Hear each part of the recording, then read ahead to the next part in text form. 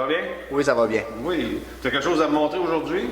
Oui, aujourd'hui, on va faire des queues droites. OK. OK? Ici, j'ai un petit modèle de queue droite. OK. OK? Donc, c'est ce qu'on va faire aujourd'hui. Ouais, la queue droite, c'est un assemblage moderne. C'est un OK. assemblage moderne dans le sens où elle est faite à la machine. OK. Sais-tu la différence entre une queue droite et une queue d'aronde? Ce que je vois, c'est au niveau de la forme. Ici, on a vraiment un assemblage qui est carré partout. Puis la queue d'aronde, on a un angle au niveau de l'assemblage. Oui, c'est que la queue droite, elle est faite à la machine.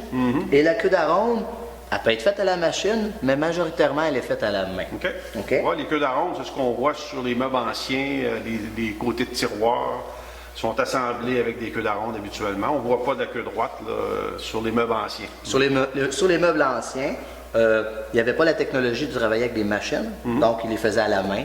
La queue d'aronde, elle aussi, sa propriété, c'est qu'elle se tient tout seul. OK. Je l'emboîte puis elle se tient tout seul. La queue droite, elle ne tient pas tout seul. Parfait. Ça me prend une colle qui va la tenir. OK. OK?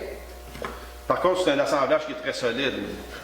La surface d'adhésion est très grande, là, compte tenu là, de tous les joints qu'on a à l'intérieur de ça. Exactement. C'est ça. C'est très solide, c'est très résistant. Ça rappelle un peu quand même la queue d'aronde. OK? C'est très beau aussi, hein, avec, là, comme ici, tu as un exemple avec deux essences de couleurs différentes. Fait que c'est quelque chose qui est très esthétique. Là. On peut le laisser apparent quand on fabrique un meuble. Ça peut faire partie du design du meuble à ce moment-là. Oui, exactement. On peut s'en servir de décoration. On peut s'en servir aussi pour être plus rapide. Une queue d'aronde est plus longue à faire que la queue droite. Tu vas nous expliquer un peu comment on fait la finition, on fabrique la queue droite. Exactement. Merci, Eric. Merci, Dave. Ici, j'ai un gabarit à queue droite. OK? Il y a différents modèles pour faire des gabarits à queue droite. Ici, c'est un modèle qui est quand même très sécuritaire. Il sert dans mon contexte scolaire ici à l'atelier. Le but de ces morceaux-là ici, c'est d'empêcher la pièce de bois de tomber. Okay? L'accident qui arrivait, c'est que la pièce de bois venait tomber dans la lame au moment du machinage. Là, ici, on voit, c'est impossible, le morceau ne peut pas tomber.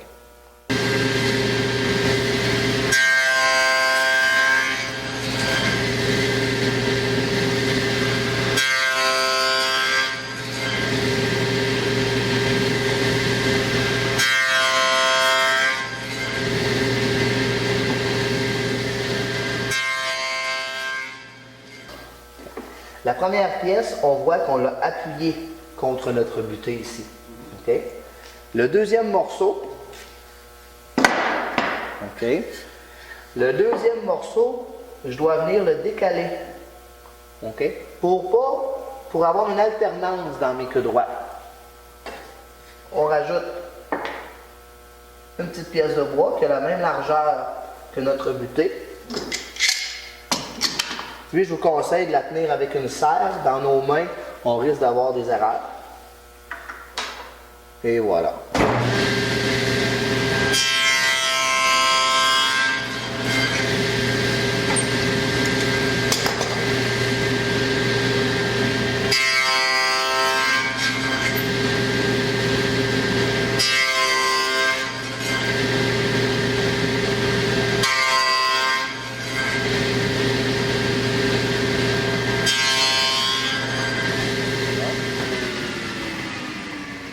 Le petit espaceur qu'on a mis sert à venir décaler nos queues droites pour arriver au bon niveau.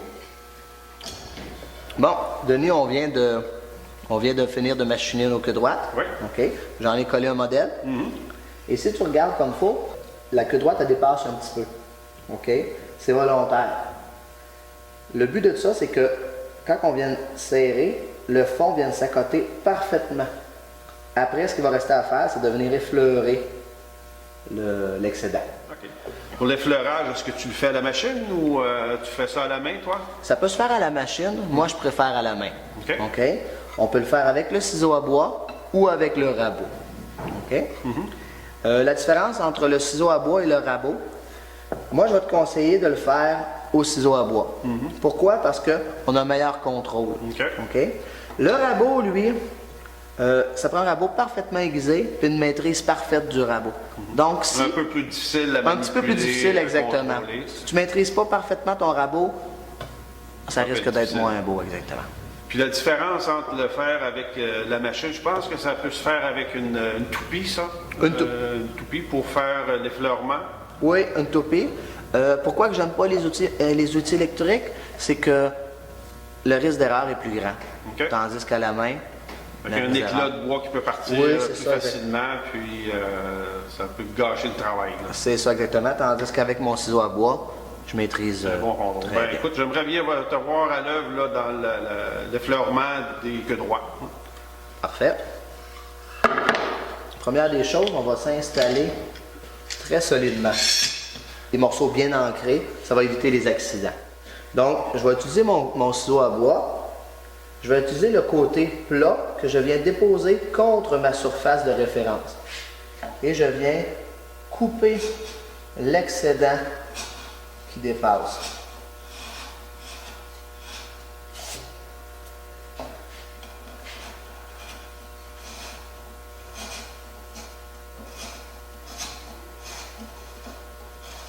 Comme tu vois, ça se fait bien.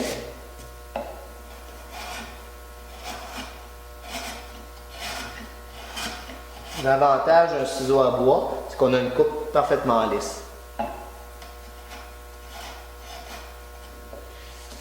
OK. Wow, c'est vraiment beau, hein? Ouais, un beau fini, un bel assemblage solide, résistant, esthétique si on joue avec les couleurs de bois. Ben oui, puis un petit coup de papier sablé pour faire la finition, puis c'est réglé. Exactement, juste sur notre besoin. OK. Puis tu enseignes ça ici dans le cadre d'un projet. Quel projet que tu fais avec des queues droites? Moi ici j'ai le projet du coffre. Ouais. Dans le projet du coffre, on voit comment fabriquer nos queues droites, comment faire les queues droites, comment se perfectionner avec les queues droites. OK. Ah, ben c'est vraiment intéressant, Eric. Merci beaucoup. Merci Denis.